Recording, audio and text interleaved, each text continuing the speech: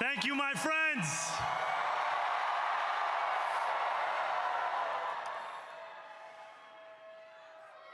The sun may have set over our city this evening, but as Eugene Debs once said, I can see the dawn of a better day for humanity.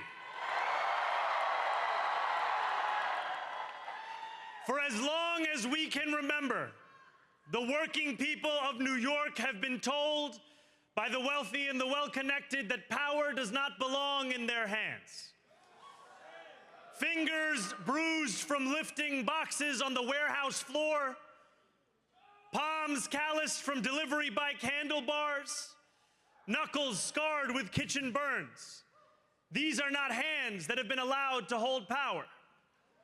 And yet, over the last 12 months, you have dared to reach for something greater. Tonight, against all odds, we have grasped it. The future is in our hands. My friends, we have toppled a political dynasty.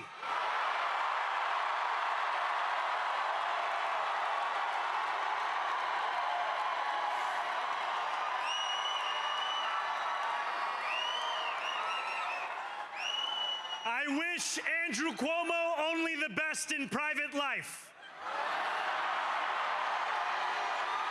But let tonight be the final time I utter his name as we turn the page on a politics that abandons the many and answers only to the few.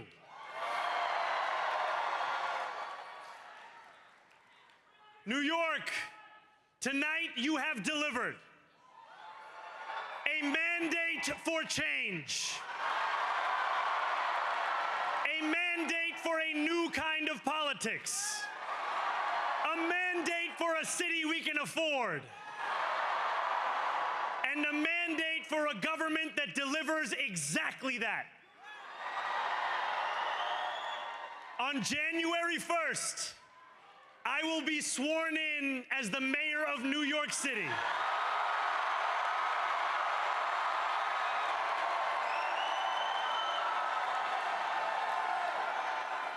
And that is because of you. So before I say anything else, I must say this. Thank you. Thank you to the next generation of New Yorkers who refused to accept that the promise of a better future was a relic of the past. You showed that when politics speaks to you without condescension, we can usher in a new era of leadership. We will fight for you because we are you. Or as we say on Steinway, ana minkum wa ilaykum.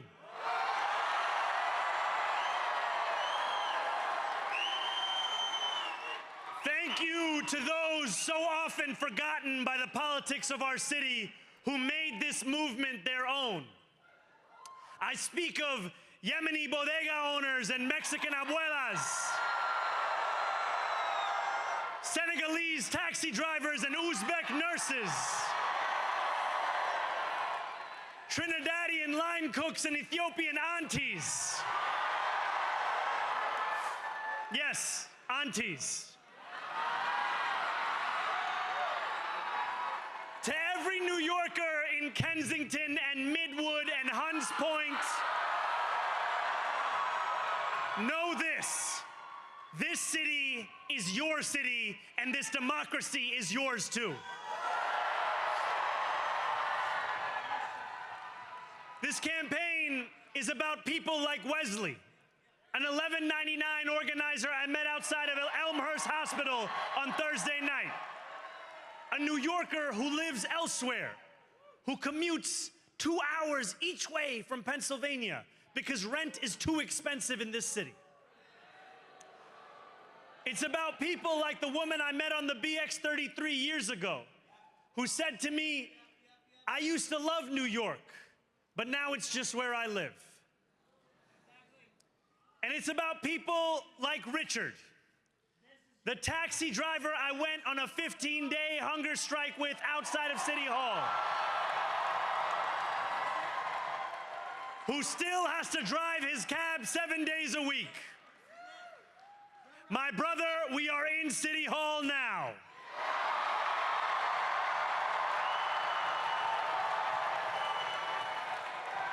This victory is for all of them, and it's for all of you. The more than 100,000 volunteers who built this campaign into an unstoppable force.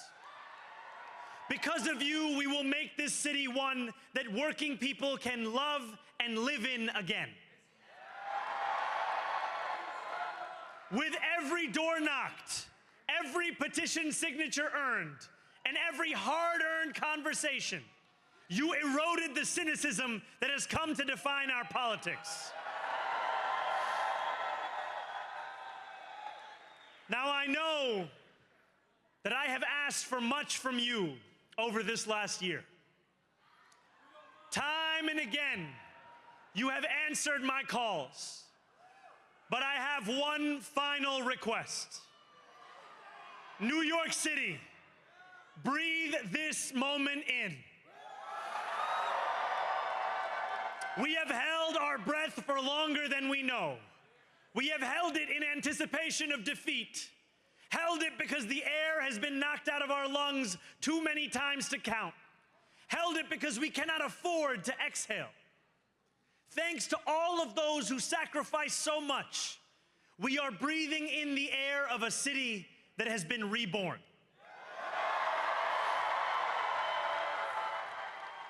To my campaign team, who believed when no one else did, and who took an electoral project and turned it into so much more, I will never be able to express the depth of my gratitude. You can sleep now. To my parents, Mama and Baba, you have made me into the man I am today. I am so proud to be your son. And to my incredible wife, Rama,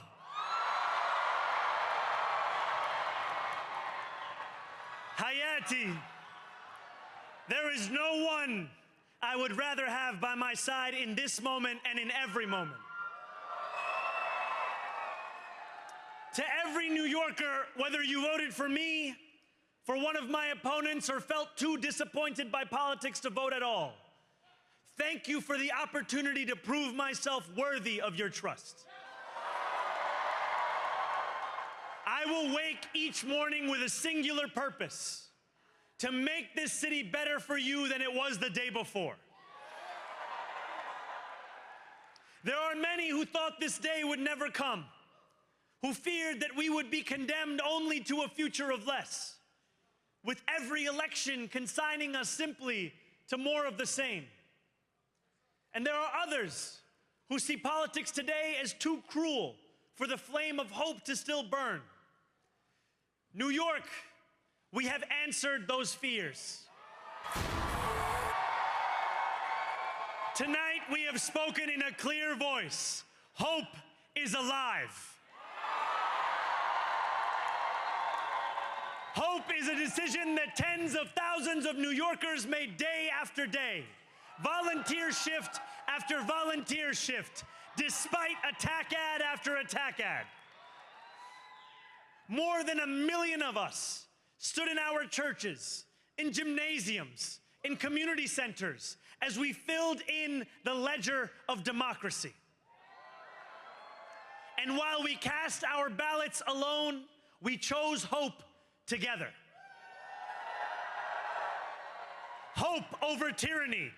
Hope over big money and small ideas. Hope over despair. We won because New Yorkers allowed themselves to hope that the impossible could be made possible. And we won because we insisted that no longer would politics be something that is done to us. Now it is something that we do.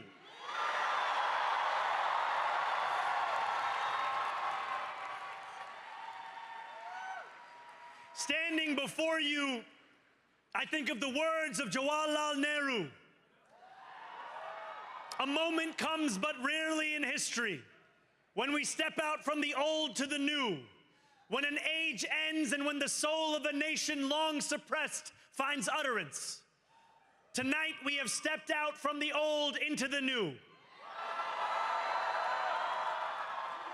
So let us speak now with clarity and conviction that cannot be misunderstood about what this new age will deliver and for whom. This will be an age where New Yorkers expect from their leaders a bold vision of what we will achieve, rather than a list of excuses for what we are too timid to attempt. Central to that vision will be the most ambitious agenda to tackle the cost of living crisis that this city has seen since the days of Fiorella LaGuardia.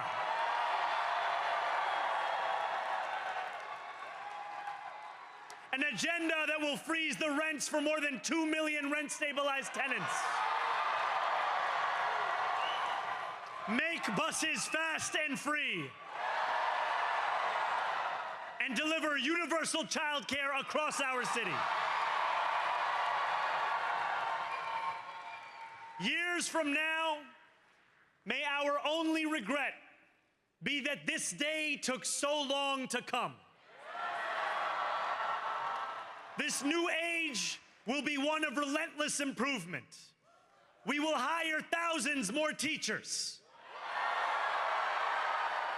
We will cut waste from a bloated bureaucracy.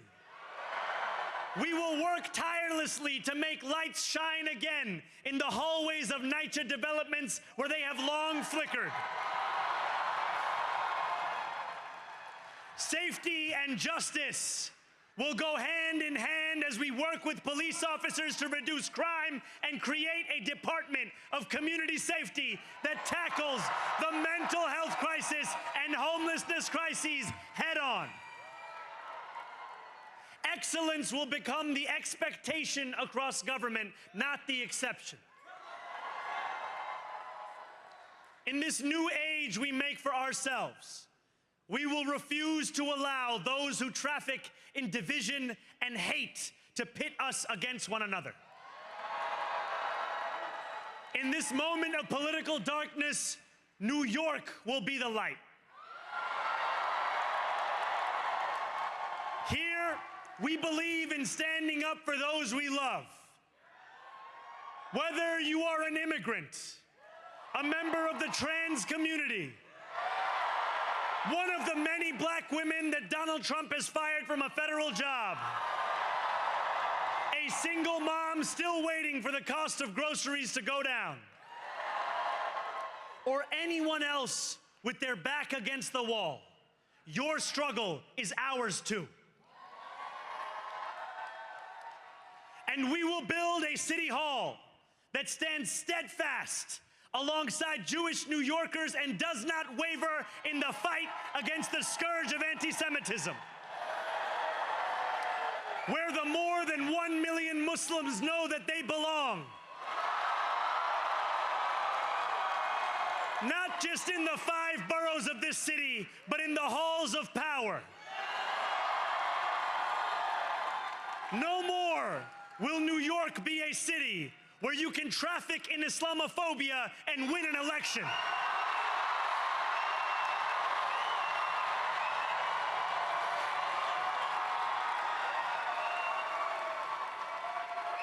This new age will be defined by a competence and a compassion that have too long been placed at odds with one another. We will prove that there is no problem too large for government to solve and no concern too small for it to care about. For years, those in City Hall have only helped those who can help them. But on January 1st, we will usher in a city government that helps everyone. Now, I know that many have heard our message only through the prism of misinformation.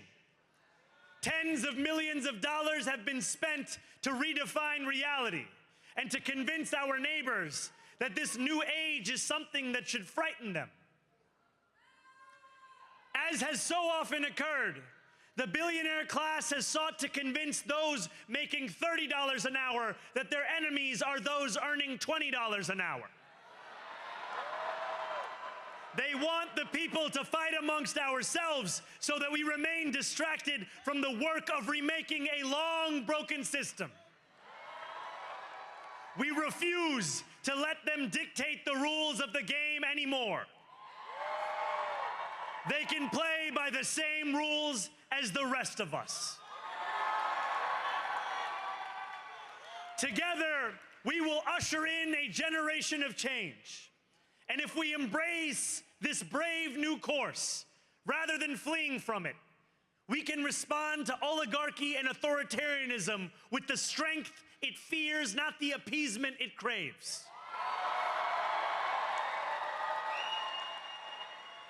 After all, if anyone can show a nation betrayed by Donald Trump how to defeat him, it is the city that gave rise to him.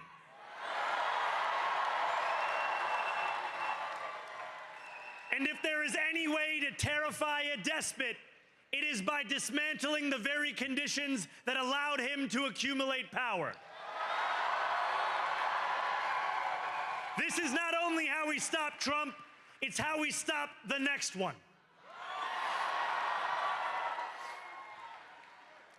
So, Donald Trump, since I know you're watching, I have 4 words for you.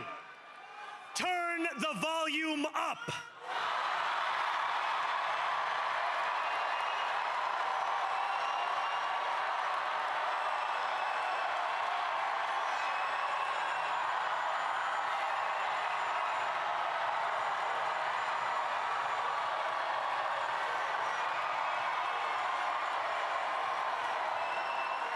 We will hold bad landlords to account because the Donald Trumps of our city have grown far too comfortable taking advantage of their tenants. We will put an end to the culture of corruption that has allowed billionaires like Trump to evade taxation and exploit tax breaks. We will stand alongside unions and expand labor protections because we know, just as Donald Trump does, that when working people have ironclad rights, the bosses who seek to extort them become very small indeed. New York will remain a city of immigrants, a city built by immigrants, powered by immigrants, and as of tonight, led by an immigrant.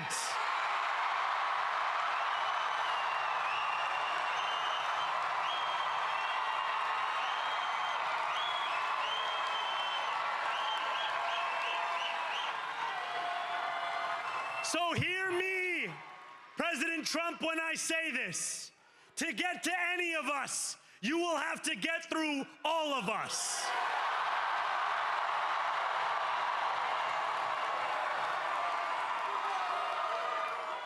When we enter City Hall in 58 days, expectations will be high. We will meet them. A great New Yorker once said that while you campaign in poetry, you govern in prose. If that must be true, let the prose we write still rhyme, and let us build a shining city for all. And we must chart a new path, as bold as the one we have already traveled. After all, the conventional wisdom would tell you that I am far from the perfect candidate. I am young, despite my best efforts to grow older. I am Muslim. I am a democratic socialist. And most damning of all, I refuse to apologize for any of this. And yet, if tonight teaches us anything, it is that convention has held us back. We have bowed at the altar of caution, and we have paid a mighty price. Too many working people cannot recognize themselves in our party. And too many among us have turned to the right for answers to why they've been left behind. We will leave mediocrity in our past. No longer will we have to open a history book for proof that Democrats can dare to be great. Our greatness will be anything but abstract. It will be felt by every rent-stabilized tenant who wakes up on the first of every month, knowing the amount they're going to pay hasn't soared since the month before. It will be felt by each grandparent who can afford to stay in the home they have worked for, and whose grandchildren live nearby because the cost of childcare didn't send them to Long Island. It will be felt by the single mother who is safe on her commute and whose bus runs fast enough that she doesn't have to rush school drop-off to make it to work on time. And it will be felt when New Yorkers open their newspapers in the morning and read headlines of success, not scandal. Most of all, it will be felt by each New Yorker when the city they love finally loves them back. Together, New York, we're going to freeze the... Together, New York, we're going to make buses fast and... Together, New York, we're going to deliver universal... Let the words we've spoken together, the dreams we've dreamt together, become the agenda we deliver together.